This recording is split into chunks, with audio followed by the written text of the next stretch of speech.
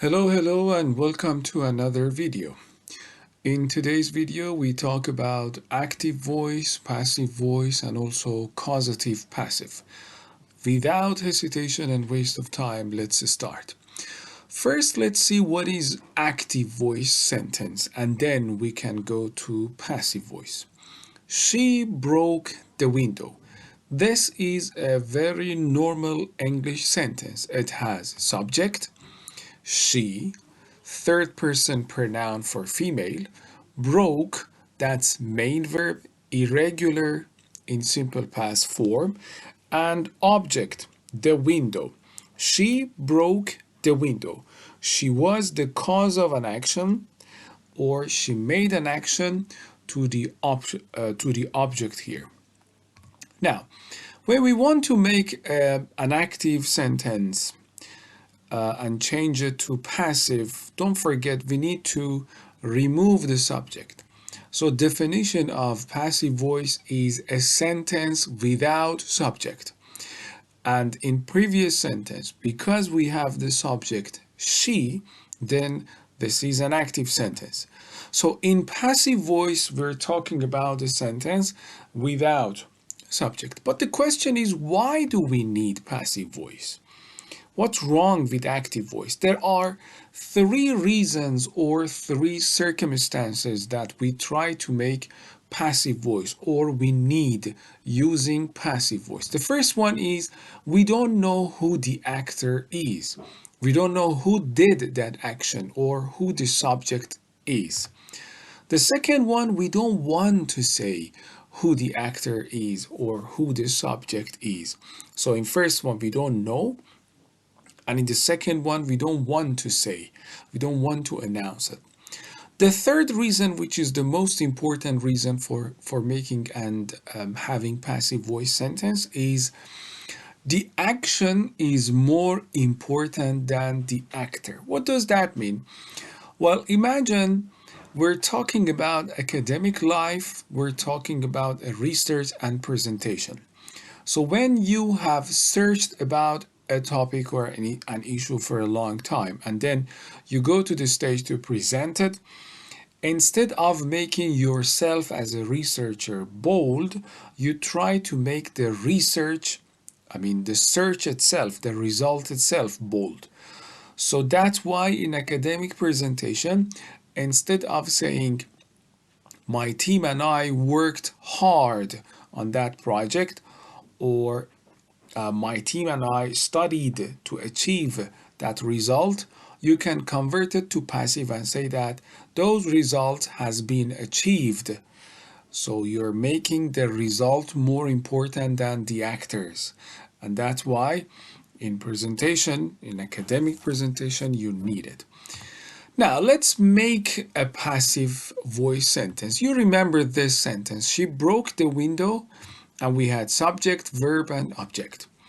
Our first decision was removing subject from the sentence. But the question is it enough? Just by removing subject from the sentence, I have a passive voice? Of course not, because your sentence is beginning with a verb. And normally when begin a sentence by using a verb, it is order, not passive, like open the door, close the window. Therefore, we bring the object of the sentence to the beginning of the sentence and we make some changes on the main verb of the sentence according to the tense of the active sentence. She broke the window. The window came to the beginning of the sentence, and because the active sentence was simple past, she broke the window, we follow the structure and we make it was broken. So the window was broken, comma, by her. Now, if needed, sometimes you can bring the actor by objective pronoun after comma and by at the end of the sentence. Now, the question is, why was broken? Well, I told you when we want to make passive, the tense of the active sentence is very important. Because the active sentence was simple past, the passive sentence should follow the simple past structure. Which structure I'm talking about? These ones. If your active sentence is simple present, she breaks the window, you follow the instruction on the left side. Am, is, are plus past participle or third form of the verb. Therefore, it's going to be the window is broken. The window is broken. If it is simple past, she broke the window, we use was or were and then past participle. The window was broken. If it is present continuous or present progressive, she is breaking the window. She is breaking the window. Then it will be the window is being broken. If it is past continuous, she was breaking the window, was were being past participle. The window was being broken. If it is present perfect, have, has, been past participle. Without been, we're not making passive version, we're making a normal present perfect. Therefore, we should use been between these two. So if it is she has broken the window, it should be the window has been broken. For past perfect, the story is the same. Had been past participle. So if the active sentence is she had broken the window, it should be the window had been broken.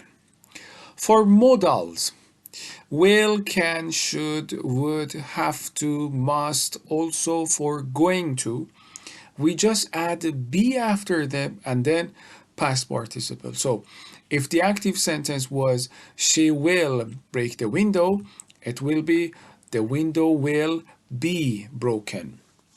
She can break the window can be broken. She should break the window should be broken, and the rest is the same.